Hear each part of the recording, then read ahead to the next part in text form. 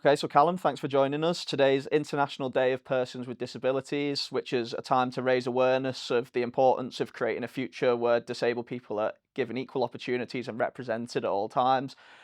Just tell us a little bit about sort of your disability and how it came about and sort of all the background to it. Yeah, so I got my disability later in life. I was 14 when I got diagnosed with bone cancer in my right knee.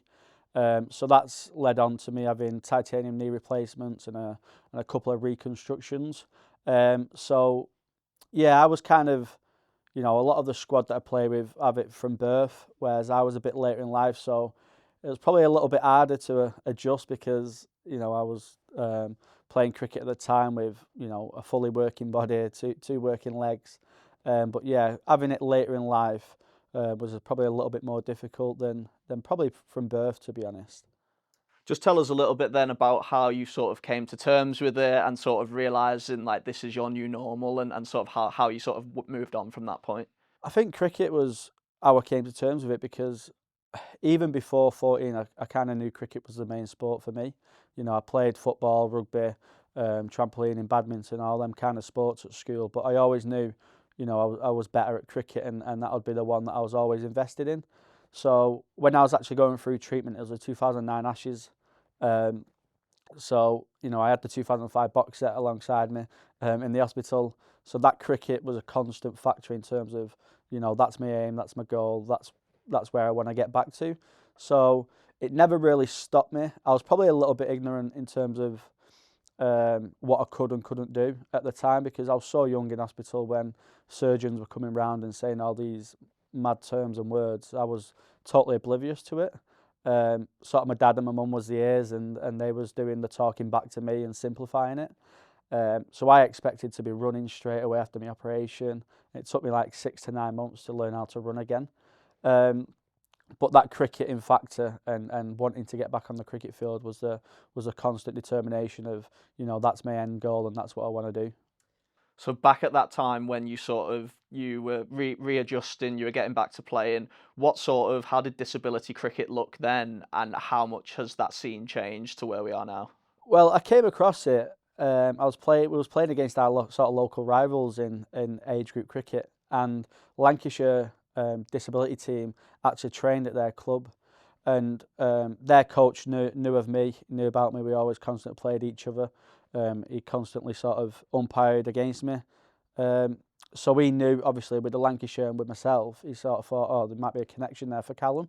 So he told me about it. So I went down on a random Saturday to Berry Creek Club, and Lancashire was training. And the first thing I seen was a lad in a wheelchair wheeling himself up to bowl, and I was a bit like, first time seeing it, I was a bit oblivious to it all, and I was a bit blindsided, and I thought this isn't quite for me. Um, I went and trained, and then I realised, how decent of a standard it actually was. Um, and it just grew from there. I didn't know disability cricket was a thing at the time, so there was a little bit of a county system in place. We played Yorkshire, we played Cheshire, we played Shropshire, um, and then there was like a South division as well. And then you'd meet up and play semi-finals and a final. But ever since that, it's grown leaps and bounds.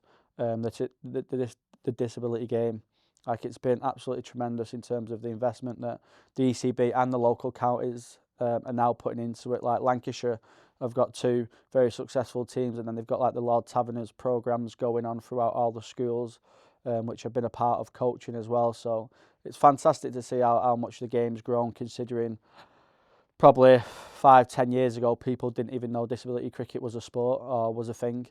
No, that's great to hear, like the journey that you've been on and disability cricket as well. But can you remember back then or along the way, sort of any barriers that you've faced or sort of any issues that you've encountered along the way? Um, there's constant, obviously, my disability is a physical disability, so there's constant physical barriers, I suppose. So with my knee, it only bends to a certain amount. So I'm speaking really specifics here, but physical wise, in terms of the gym, we might have to adjust some sort of things. Um, when I was trying to get back into cricket, I probably did start too early. I was training in the indoor school with a knee brace on, like just because I just wanted to bat. So I probably did restart early, and a coach actually came up and said to me, "Listen, I think I think you're starting back too soon. I think you're pushing yourself too hard. And it was quite hard to hear that because I thought, oh no, he clearly doesn't think I'm good enough. But he was probably right at the time. I probably was pushing myself too hard to get back into it too soon. But there is constant barriers. I mean, for the learning disability and the deaf community, and them squads, there's constant communication battles of how they process information that gets given to them.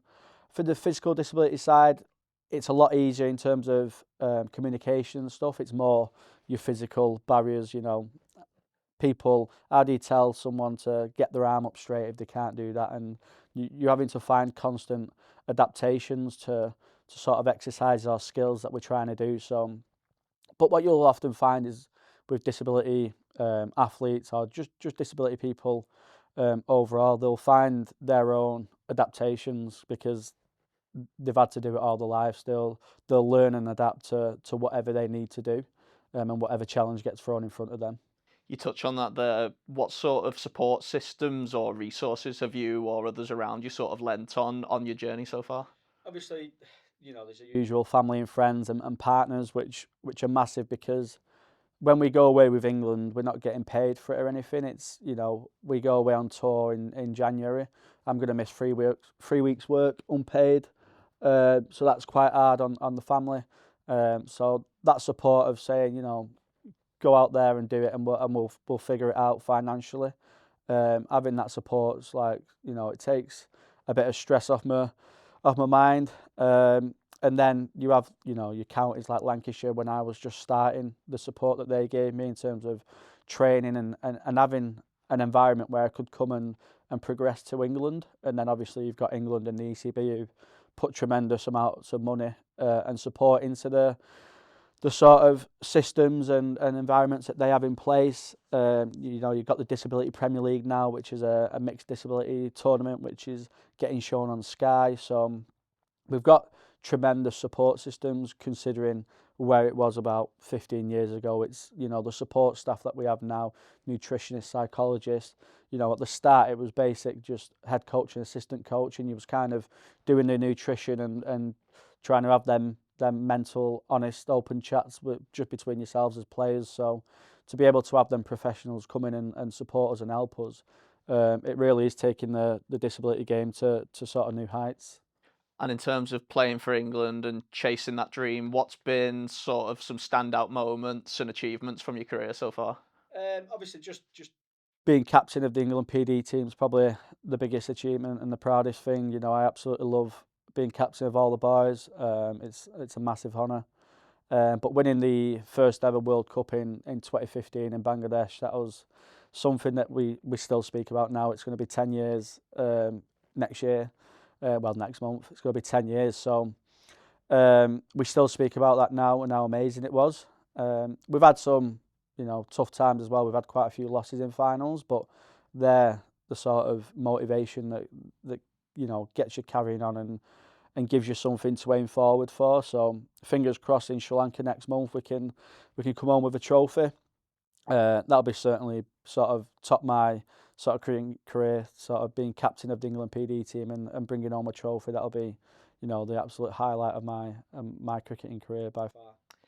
And to younger people living with disabilities or to older people who are adapting to a new disability, what would sort of be your message to them if they were looking to get involved in cricket or just sport more generally? I'm massive on like accepting failure and being able to, I don't. I feel as a sports person or even just as a normal day-to-day worker or whatever you are in life, I feel like without failure you don't get better. So I think like don't be afraid of putting yourself out there and failing. That's something that I've done probably more often than I've succeeded. I constantly trying to push myself to the extremes of failure, just to because then I know where I need to improve. So especially with a disability, you're going to come across them barriers. The world's not fully accessible to disabilities at the moment. It's not fully inclusive. So they are still trying to get, find ways of including everyone and people. You might come across a coach that has never coached disability sport before. So yeah, just throw yourself into it because it's the only way you learn. and it's the only way you find out sort of, how far and how hard you can push yourself. And what do you think the cricket community can do to be more inclusive and more accommodating to people with disabilities, whether that's playing or whether that's, say, in the workplace? It's a good question. I think for cricket clubs, definitely sort of more accessible facilities. Obviously, that's such a hard thing to say because club cricket, there's not loads of money involved, so they're constantly trying to get grants and stuff like that. So, but if you can have an accessible club with wheelchair ramps and stuff like that, where people in wheelchairs feel comfortable to come down, you're going to get them floods of people in, and then you might be able to create a disability cricket team because there's so many ways to adapt cricket. I think it's one of the best sports personally to adapt. You can just use bigger balls, you can use bigger bats. If people are in chairs, they don't have to run, they can just hit it and count sort of certain distances of shots as runs. So I think there's so many ways to adapt it compared to other sports that I think as long as we don't close ourselves off to it, I think it really can be an open game for everyone. And just lastly, the ECB have also marked today with an announcement. It's a series against India. For those people who might not be aware, just give us a little bit of background to it and what it'll entail next year. Yeah, so it's going to be the first ever pan disability. So pan disability effectively means the LD, so the learning disability side, the deaf team, and the physical disability team will join up and make one squad, and then we'll play against India, who will also be made up with their PD players, their LD players, and the deaf players. So it's pretty groundbreaking because it could be a way of expanding the game. We're not currently under the ICC sort of board. They kind of know of disability cricket, but they're not exactly looking over us and organising it for us. So I think it's a way of getting more countries involved. And I think financially and for the future, I think it'll probably stabilise disability cricket quite a lot because, it's a big investment for international boards to make to send 3 disability sides on tour each year or every so often. So I think with one disability squad, PD, LD and deaf, I think it's a lot more financially stable for cricket boards, and then the blind squad will keep their own sort of unique game which they have, because obviously it's a total different brand of cricket. So there's going to be kind of like 2 disability teams in the future. So against India, it'll be a groundbreaking series next summer. That's great. Callum, thanks for joining us today. Oh, thank you very much.